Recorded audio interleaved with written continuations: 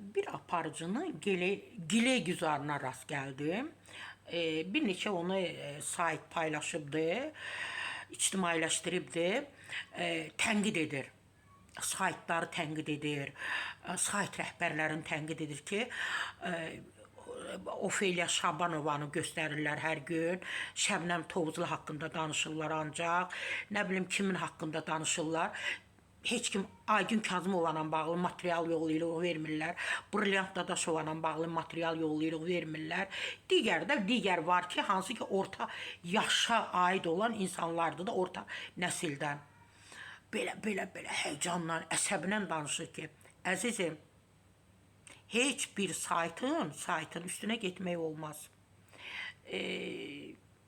Adını çəkdiyiniz müğənnilər gedir yarım saatda 15.000 manat qonorar alır.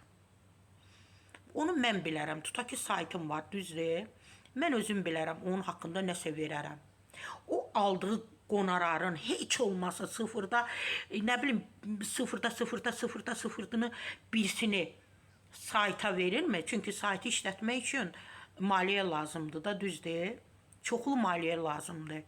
Bəs yaxşı, bu adamlar gedir yarım saatlığı 15.000-ə, 20.000-ə, 30.000-ə oxuyur, qonorar alır. Heç onda bu sayt rəhbərləri onlara demir ki, bu qədər qonorarı hardan almısınız, necə almısınız? İndi onları ictimailəşdirməyəndə saytlar güzar edirsiniz. Onlara sual verin.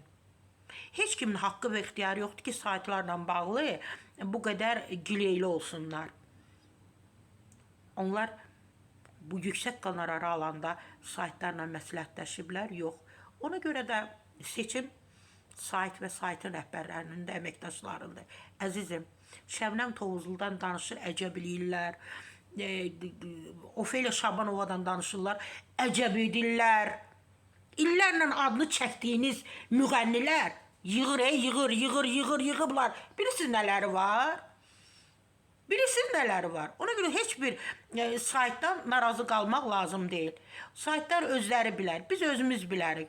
Ofeliya Şabanovanı reklam edirik, Şəbnəm Tovuzunu reklam edirik və digərlərini. Kifayət qədər Aygün Kazımovanı da mən məsəl üçün şəxsən girin baxın səhifəmə, kifayət qədər reklam eləmişəm. Brilliant Dadaşovaları və digərlərini, orta yaşda olanları.